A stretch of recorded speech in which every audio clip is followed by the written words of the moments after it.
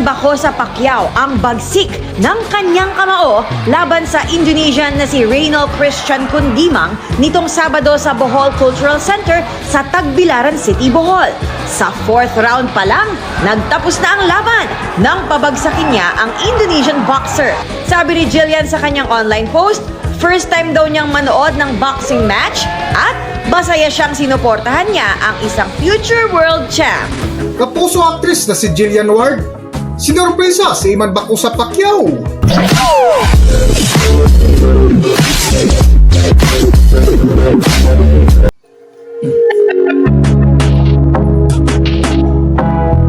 Welcome back to Philippine Celebrity Broadcast.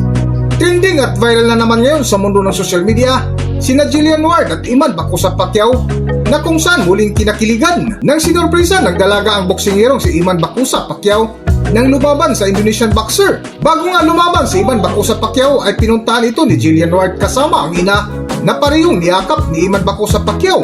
Makikita mo nga din bago umakyat sa entablado ay pinagdasal ito ng dalaga na tila may ibig sabihin. Eman Bacosa with Jillian Ward.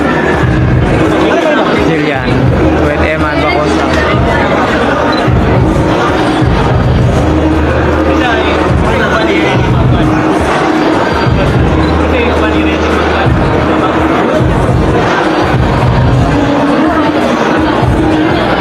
Praise sila ni Eman guys.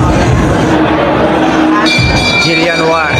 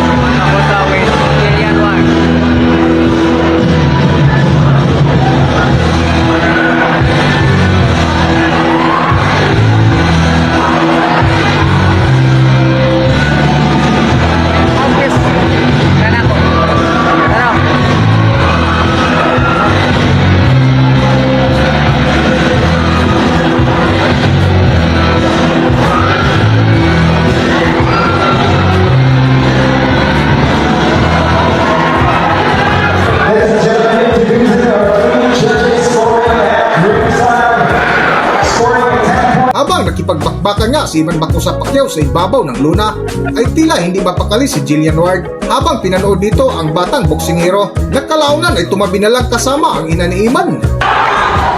Ipinamalas ni Eman Bacosa Pacquiao ang bagsik ng kanyang kamao laban sa Indonesian na si Reynald Christian Kundimang nitong Sabado sa Bohol Cultural Center sa Tagbilaran City, Bohol. Sa 4th round pa lang, nagtapos na ang laban nang pabagsakin niya ang Indonesian boxer. Kwento ni Eman, bunga ito ng ilang buwang training niya bago ang fight. Hard training po, tapos maraming sparring, mga tapos footwork, improve sa precision punch. Sa ikapat ka na ron ay pinabagsak ni Eman Bacosa Pacquiao ang kalaban niyang Indonesian boxer na kung marinig mo ay special mention ng batang Pacquiao ang pangalan ni Jillian Ward na nagtilian ang mga taong nanood sa nasabing event. Para sa buong kwento, narito ating panoorin ang video. Pero hindi lang sa boxing panalo si Eman. Dahil panalo rin siya sa love life. Inspired din po ako sa inyong lahat at lalo na kaibigan po. Kasama kasi ang pamilya ni Eman na nood ng fight ang crush niyang si Never Say Die star Jillian Ward. Sabi ni Jillian sa kanyang online post, first time daw niyang manood ng boxing match at Masaya siyang sinuportahan niya ang isang future world champ. Hanggang dito na lang muna ang ating video at kung nagustuhan nyo, huwag kalimutan mag-subscribe at pindutin nyo na rin ang notification bell para ma-notify kayo sa ating susunod na video. Maraming salamat!